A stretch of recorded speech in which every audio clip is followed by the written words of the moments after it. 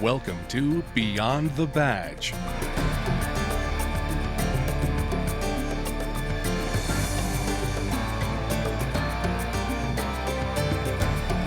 Beyond the Badge is an inside look at your Oshkosh Police Department, brought to you through the resources of Oshkosh Community Media Services.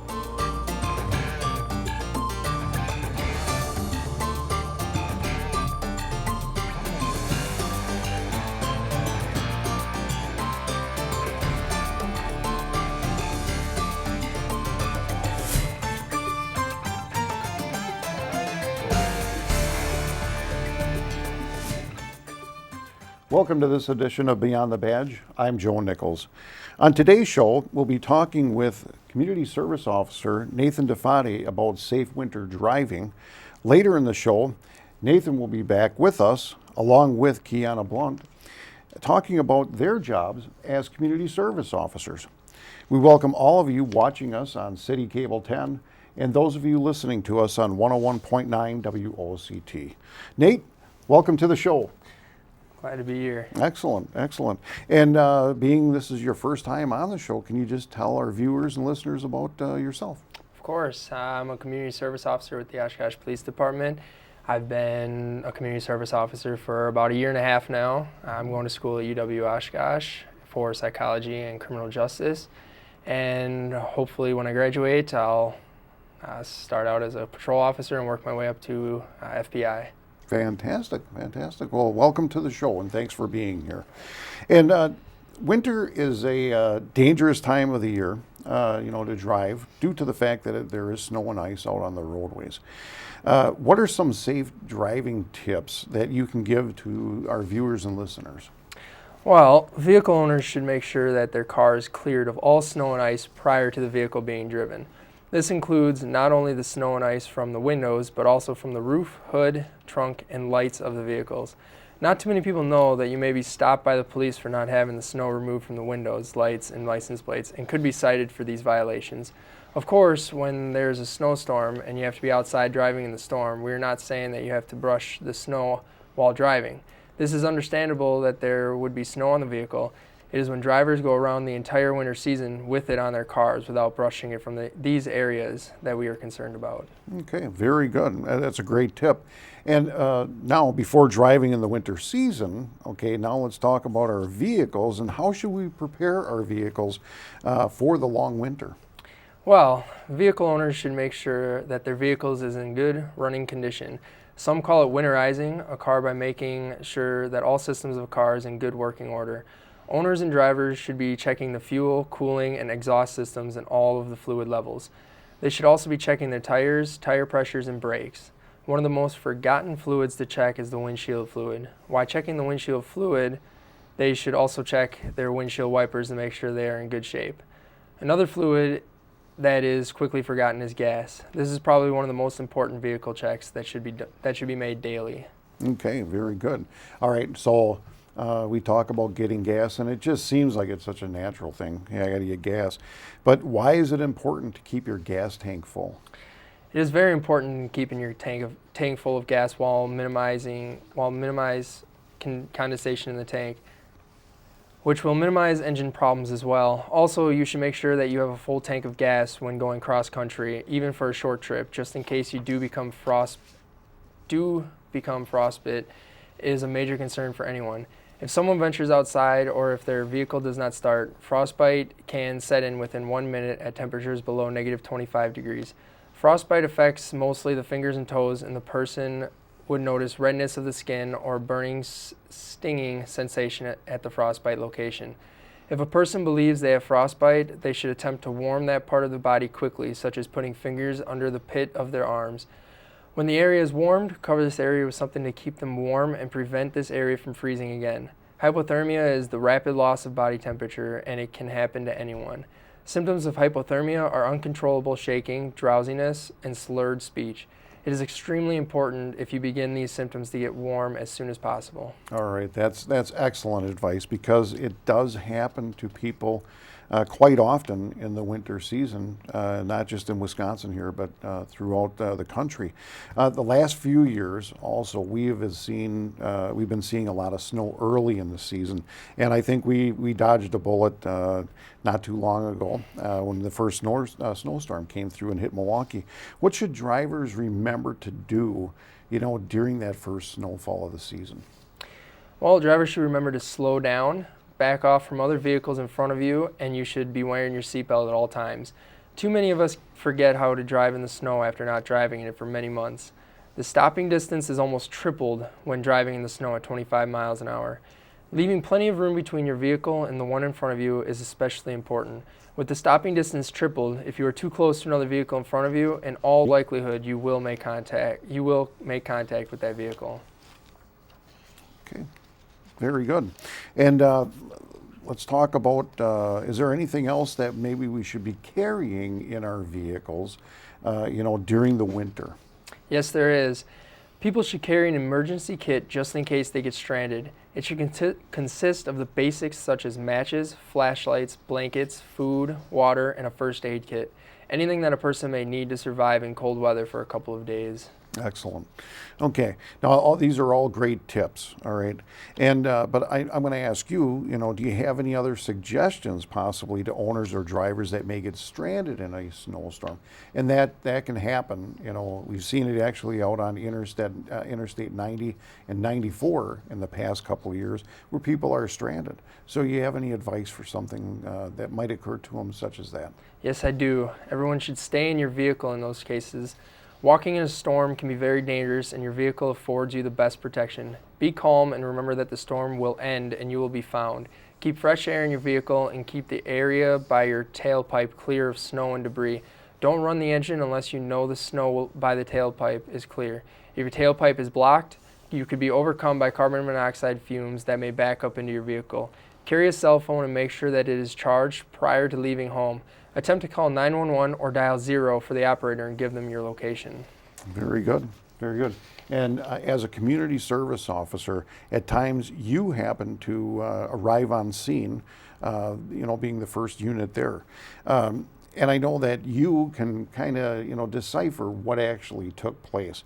What are some of the contributing factors, that cause these crashes?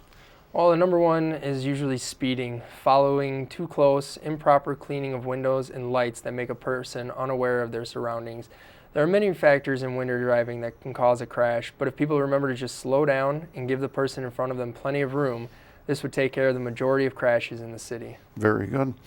And now, let's say we're out on the roadway, we're driving along, and all of a sudden our tires lose traction on the snow and the ice.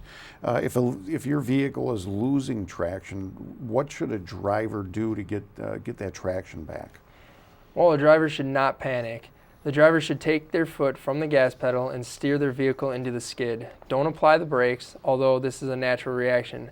This type of skid is usually caused from driving too fast for conditions. Okay, all right. And, are there any other tips, that you can give our viewers and our listeners about safe winter driving? Of course. People who drive 4x4 vehicles may become overconfident when driving in the snow and ice.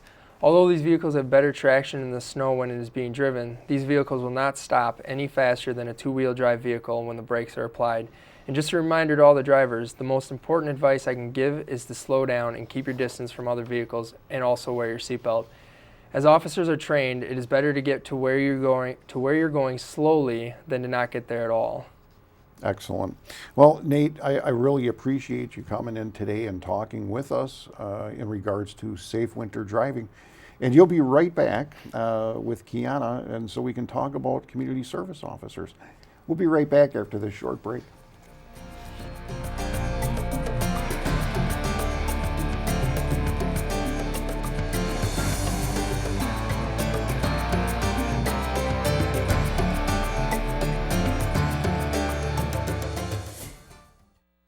I'm City Manager Mark Roloff. Roundabouts are new to many of us in Oshkosh, so we have to take extra precaution when using them. Remember, safety is the key. Slow down. The speed limit in the roundabout is only 15 miles an hour. Avoid distractions. Focus all your attention on navigating the roundabout. Find the proper lane. Check out the signage leading up to the roundabout. Choose your lane assignment early and stay in your lane. Evaluate the situation. Take notice of what kind of vehicles are in front of you. Sometimes larger trucks need to take up both lanes of a roundabout. Think to look for pedestrians and allow them to cross when entering and exiting a roundabout. Yield to traffic on your left. You must yield to all traffic in the roundabout, and that traffic will be coming from your left. Again, safety is the key. Remember that word and what those letters represent, and your roundabout driving experience will be a smooth one. Thanks for your support.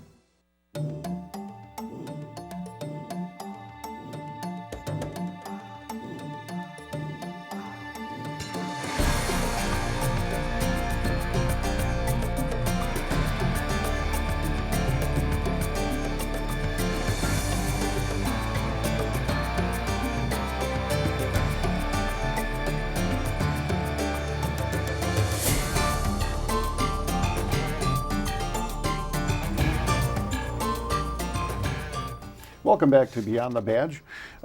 Nate is back with us here, and now we have Kiana Blunt, who is a community service officer with the Oshkosh Police Department. And Kiana, welcome to the show. Thank you. No, you're very welcome. And I do appreciate you being on the show today, and we're going to talk about community service officers. But before we begin, please tell our listeners a little bit about yourself. Sure. I'm Kiana Blount, graduated from Neenah High School, and I am attending the Fox Valley Technical College right now for my associate's degree in criminal justice. I actually graduate this year, and then hopefully I'll be applying for a full-time job sometime soon. Fantastic. Well, once again, welcome to the show. And Nate, welcome back. And so, Nate, what is a community service officer? And, they're referred to also as CSOs. That they are. Being a CSO is a great opportunity for someone. Like you said, it stands for Community Service Officer. It may seem like a not so important job, being that we're just community service officers and not actually police officers, but it allows you to gain valuable experience that you cannot get anywhere else while attending school. It's a great opportunity to do. We're able to communicate on the radio just like officers. We take certain calls such as animal complaints and we investigate them as best as we can. We can also do ride-alongs with officers much easier. We can assist with officers at accidents and any other calls that they need us at. Very good, very good. And you said that people might not think that our position is important, and I wholeheartedly got to tell you that it is a very important position, especially for the city. We talk about the auxiliary, in last month's segment, but community service officers, once again, they do a fantastic job, and they take many calls for us. And out of the 45,000 calls per year, I'd have to say 1/3 to close to 1/2 of them are CSO calls. So your job is very important, and thank you both for that. So how long has the CSO program been around? Well, the CSO program has been around for a very long time. I don't know the exact years, but I know it's been here for at least a couple decades. It has given great experience to a big number of people throughout the years. And these people have gained employments in a lot of big departments, departments such as the Department of Social Services, Department of Natural Resources. I know that there was at least one CSO that's gone FBI. Others have made it to probation and parole, dispatch centers, and sworn officers all throughout the country. Yes, and it's an excellent stepping stone to become a police officer. So how many CSOs are there currently in Oshkosh? Well, currently we have 6 CSOs on the program. Full force is 7, and in the start of 2016, it looks like we'll be increasing that to 10 CSOs. Wow. Which will be awesome because we need to try and get CSOs, because we get animal calls throughout the whole day, and sometimes we don't have any CSOs on, which makes an officer have to take it when we're better at taking them just because we're used to taking them so often. Sure, absolutely. And if one of our viewers or listeners, out there wanted to become a CSO, what would they have to do? Well, the first step is you first have to be at least 18 years old, out of high school. You also need to be enrolled in a criminal justice study in some university currently. After that, all you need to do is apply through our department's website. You find the application, you fill it out completely, and you submit it. And then after you do that, you just wait for an email or a call from our supervisor, Sergeant Harris, and till the next step. Okay, very good. Well, thank you very much. And Kiana, what kind of qualifications did you need to become a CSO? For me, just like what he just described, 18 is the age, Okay. and then out of high school, enrolled into school. So I was 19 when I was hired on, and I was currently in the second semester of my schooling. So that seems, I think that's the regulation for that, as far as any schooling or prior knowledge in it. Okay, very good. And so now I'm sure that when you got hired, you had some type of training that occurred. What kind of training did you have to go through? First, we go through field training with our senior CSO. So we'll take an animal bite, and the other calls that we take, we would have a trainer there to help us go through those. And then we would go to our front desk, so our telecommunications. We would do 40 hours of training up there. So we knew how to take the calls, what we needed for the calls, and then how to put them into the computer system and everything for dispatch to dispatch officers too. And then finally, we get pepper sprayed. So we were able to carry the pepper spray with us. And we did that one together. So Yeah, we did. that was a training that was not so delightful, but it was needed. So That was going to be my next question. Was it fun?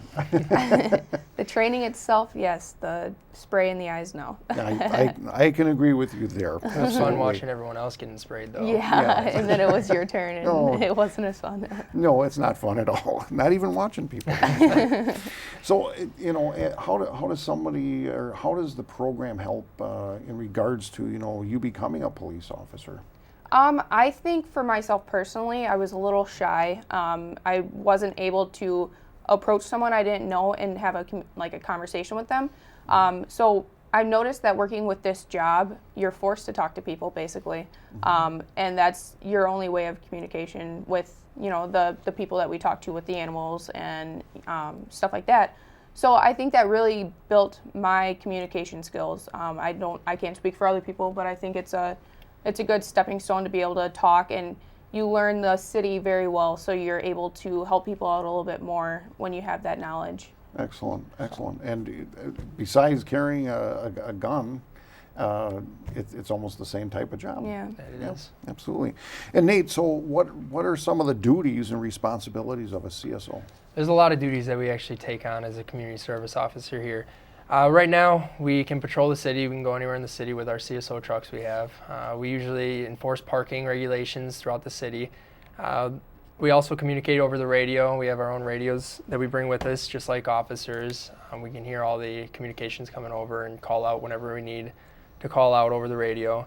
The calls that we take include all animal complaints, such as animal bites, barking dogs, animals at large. We also do assist citizens and motorists. If your car's broken down in the middle of the traffic, we'll come and assist you.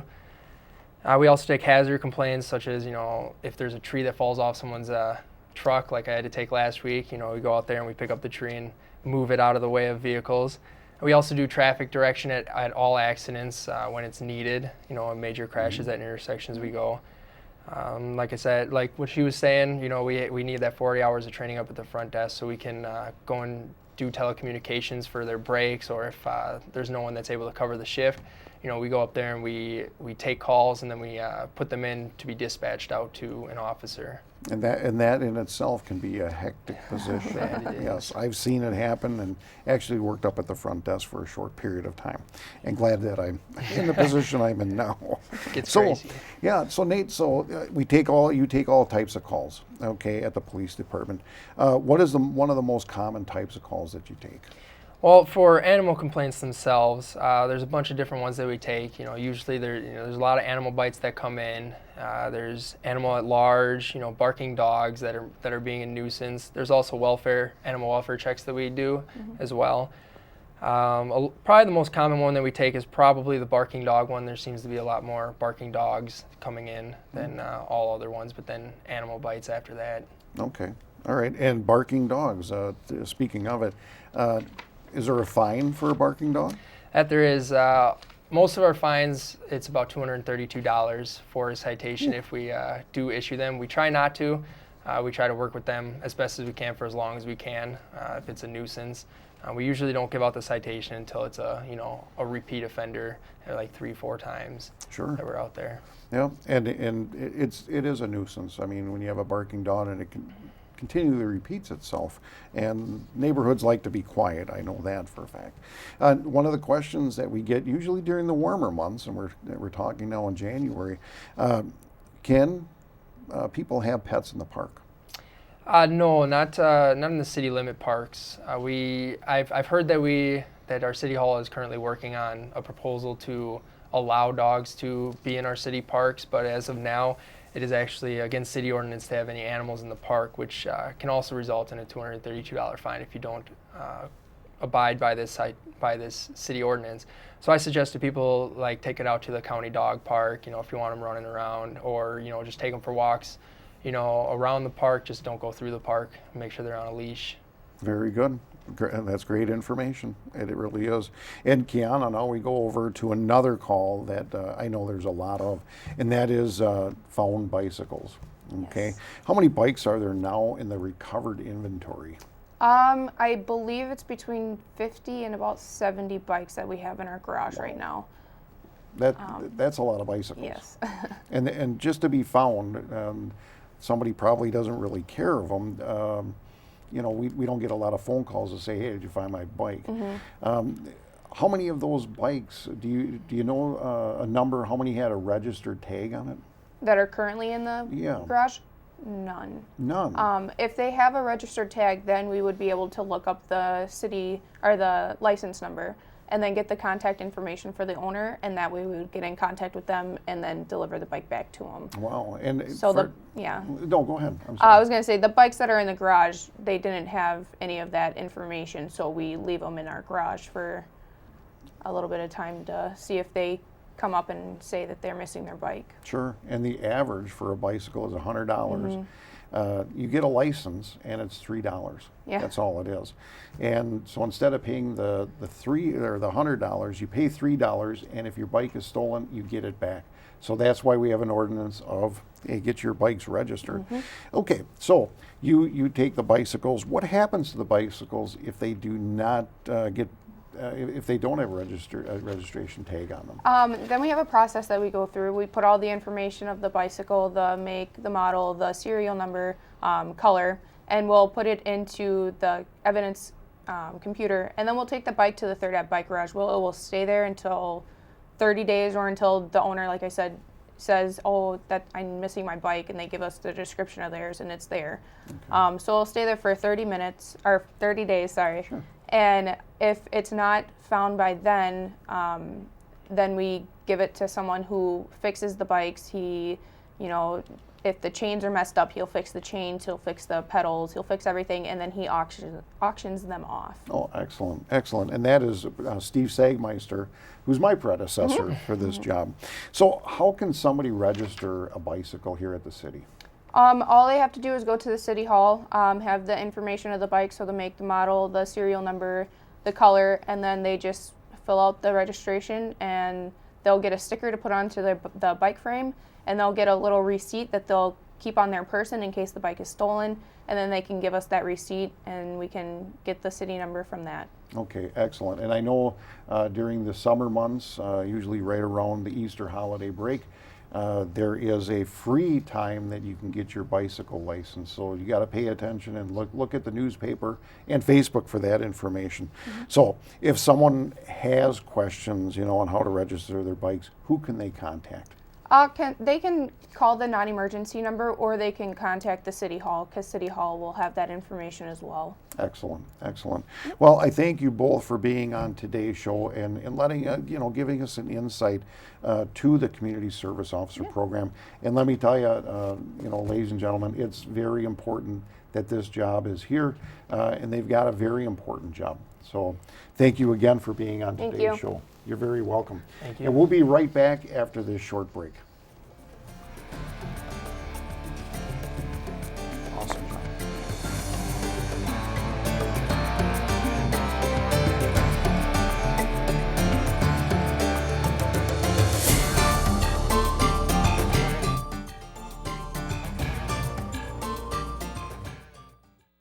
you have expired or unused medication, don't flush it, pour it down the drain, or toss it in the trash. Safely dispose of unwanted or expired medications at the drug drop box located inside the Oshkosh Police Department. It's convenient and anonymous, safe and secure, and it's open to everyone 24/7.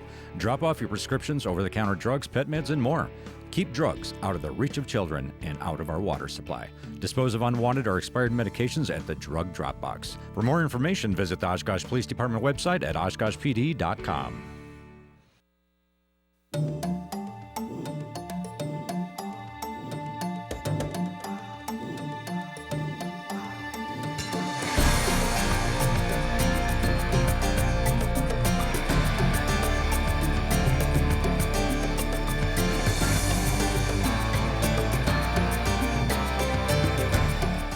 Welcome back to Beyond the Badge.